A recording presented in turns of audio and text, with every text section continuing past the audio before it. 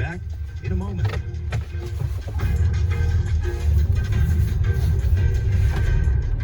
I'm City News weather specialist John Wilson. A little light snow today will be grinding out over the Ottawa Valley. Maybe a bit of freezing drizzle this morning.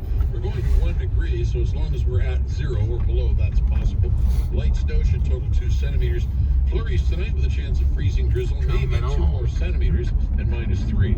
Then we get a break tomorrow, sunshine, -5. Next disturbance comes in Tuesday with snow in it. Not sure how much yet. 1 degree. Then 0 and partly sunny on Wednesday. You have anxiety about working in the office, anxiety about COVID, and were diagnosed with an anxiety disorder, but your disability claim was denied. My name is Aaron Waxman, and if your disability claim is denied for any reason, call me at 1-844-583-4878 or pound LTD. And don't worry about upfront legal fees, because there are none. At my law firm, my lawyers only get paid when you get paid. And before you call, you should always remember that there are no bad questions. 1-844-583-4878 or on your cell phone at pound LTD. Muscle stem cells were discovered in our backyard. Aggressive MS was cured just down the road. Your neighbor's immune system is fighting cancer and winning. Imagine what we'll do in a building that matches the capabilities of our people. It's time. The Ottawa Hospital Foundation's campaign to create tomorrow will help build and equip the most technologically advanced hospital in Canada. It will launch a legacy of groundbreaking healthcare for the next 100 years. Find out more at creatingtomorrow.ca. I'm Peter Fraser with Credential Q-Trade Securities and Alterna Wealth Management. Happy New Year! What are the prospects for 2023? Global conflicts, climate change, the economy can all impact your financial security, your estate planning, and your investments. This year, why not make your financial plan an important part of what you do? Grow your investments and secure your retirement and estate. Reach me today at Money Mondays. Get the hottest deals for the coldest streets, only at Streetswear Kids. Zip up for a better night's sleep on the street with the Pavement Parka. Step on broken glass with Kevlar kicks. Panhandle in a cashless society with the Tap Me Teddy. Now 20% off, because the truth is, 20% of Canadians facing homelessness are youth. This winter, wear something that actually makes a difference. Buy a toque at raisingtheroof.org and help end youth homelessness. International news, views, and issues through a Canadian lens. You're listening to The World of Elliot Tepper on City News. And welcome back to the show. David Smith here with Elliot Tepper. This is The World on City News, and we turn our attention back now to the Middle East and how it is connected to the war in Ukraine. This week, a senior U.S. Treasury Department official by the name of Brian E. Nelson made a trip to Dubai and other Arab Emirates. And he went with a warning that did not go unnoticed by the news media. Mr. Nelson is the Undersecretary of the Treasury for Terrorism and Financial Intelligence. And reporting on his visit to the United Arab Emirates this week characterizes the trip as bringing a warning to Arab states that any activity aiding Russia to evade Western sanctions would not go unnoticed, nor without consequences. In fact, the official readout from the Treasury Department on Mr. Nelson's trip notes that with each stop, he would be discussing, quote, Treasury's efforts to crack down on Russian attempts to evade the international sanctions and export controls imposed for its brutal war against Ukraine, Iran's destabilizing activity in the region, illicit finance risks undermining economic growth and foreign investment, end quote. I think that area merits some discussion today, Professor, and you touched on it at the end of our previous segment, the impact of the Middle East on the war in Ukraine. Is Russia interested in helping Iran become a nuclear power? Certainly a question to continue to watch. Now, the United States here has come into the fore. What do you make of this trip by the Treasury Secretary official?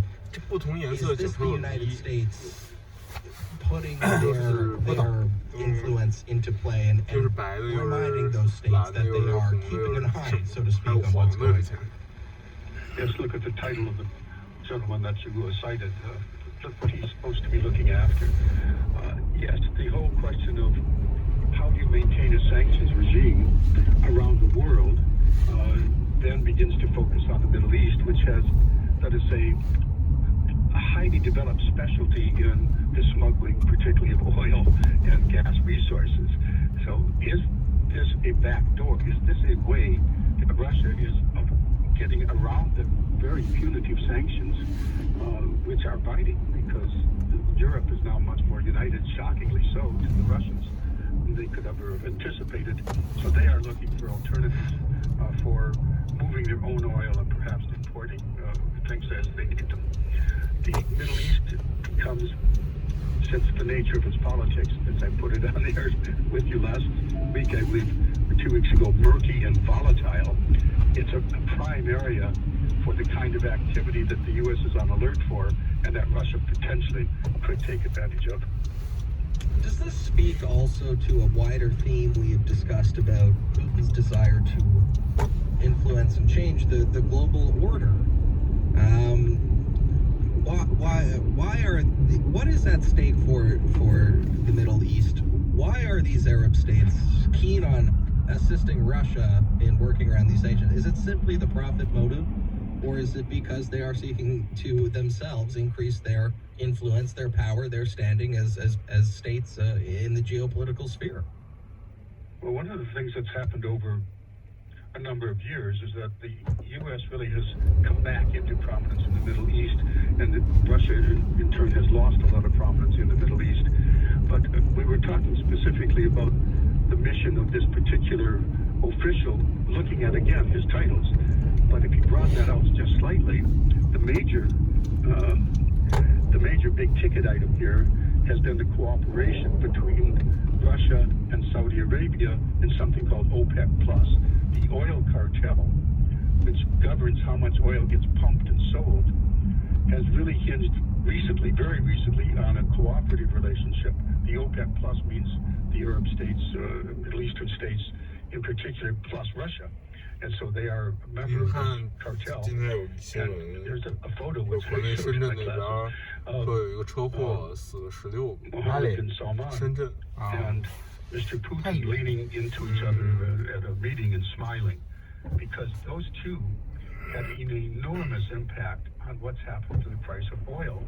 16死66伤 They could be the price setters for oil, and Russia has funded its war because they've been called, as you and I have talked about, a nuclear-armed gas station. That's about all they have to sell right now. They've got a lot of smaller resources, but oil and gas is their main source of income to conduct the war, and they are working within OPEC to make that happen.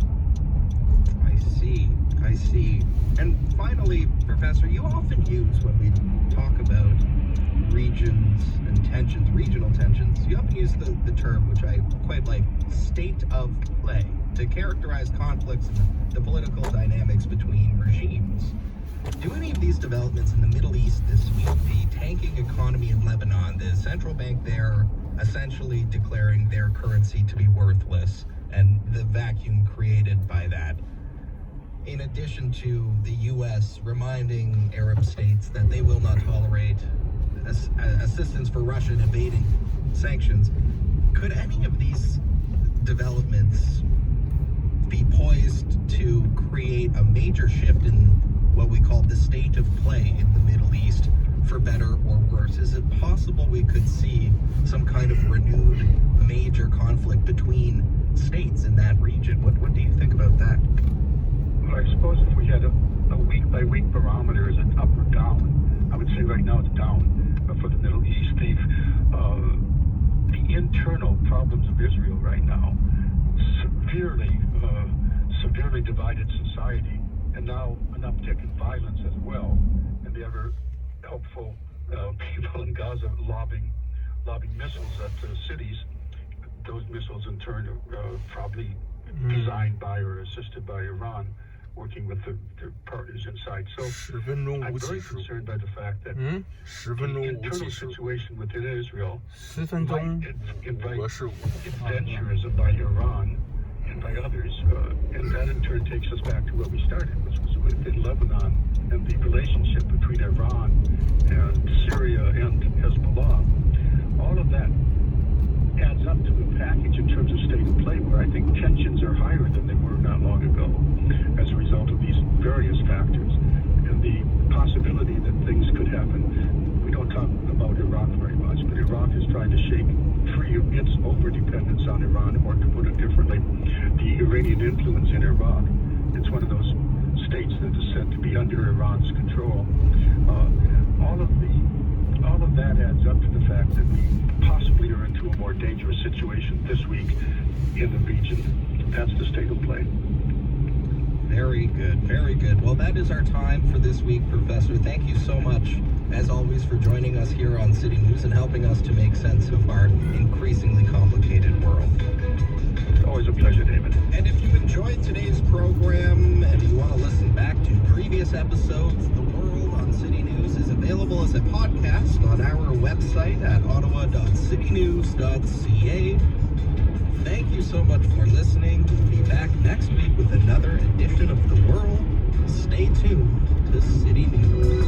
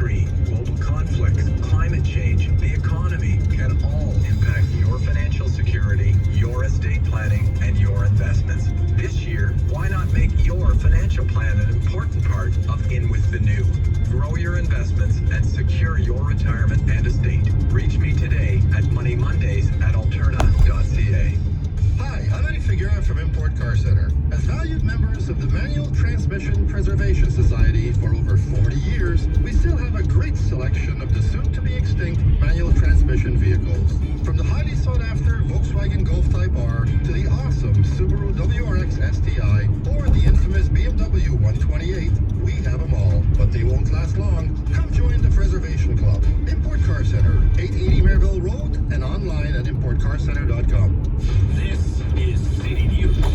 CIWW 1310 AM in Ottawa. And CJET 101.1 FM in Smith Falls and the Valley. Everywhere. Canada's #1 for breaking news. This is City News. Everywhere.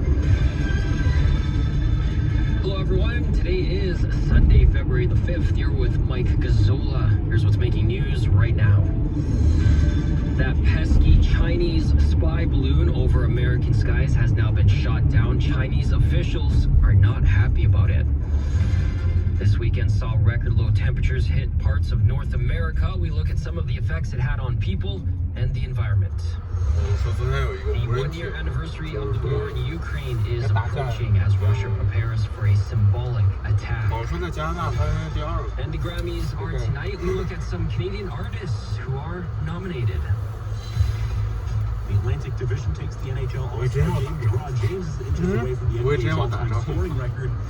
我也是会打 Memphis 仗， 40-15. 绝不会。 And coming up in business, the mess at Canada's passport offices is being named as the best of the worst example of red tape last year. We have those stories and more coming up in just 2 minutes. The Department of Defense is reminding you may see some large military vehicles on provincial highways this weekend. The Army is conducting convoy training and will have military vehicles on several highways throughout the province. Training will take place in stretches of the highway, Ottawa to Petawawa and Ottawa through Kingston. The military says the training is to keep its drivers prepared for emergencies here and around the world. You're asked to use caution around these convoys. Police closing off roads around a Suites Hotel on Bessemer as firefighters responded to a fire on the top floor. When firefighters arrived at the hotel just after 4 on Saturday, heavy black smoke and flames could be seen coming from the top of the building. Roads were closed around the hotel, including Dalhousie, Bessemer, and Rideau Street. It was the 5th fire in the last 24 hours. Around 11:45 in the morning, fire crews were called to a fire, responding to a 911 call about flames coming from the back and roof of a single home. Firefighters were dispatched to the 1000 block of Portland Avenue in the Ridgemont neighborhood between Bank and Alta Vista. The fire was brought under control a short time later. However, the roof sustained substantial damage. The OPP looking into a single vehicle rollover on Highway 417 just eastbound before the Nicholas Street Lees Avenue exit. The police responding to the incident early Saturday with the assistance of Ottawa Fire. The driver suffered minor injuries. This is City News 101.9.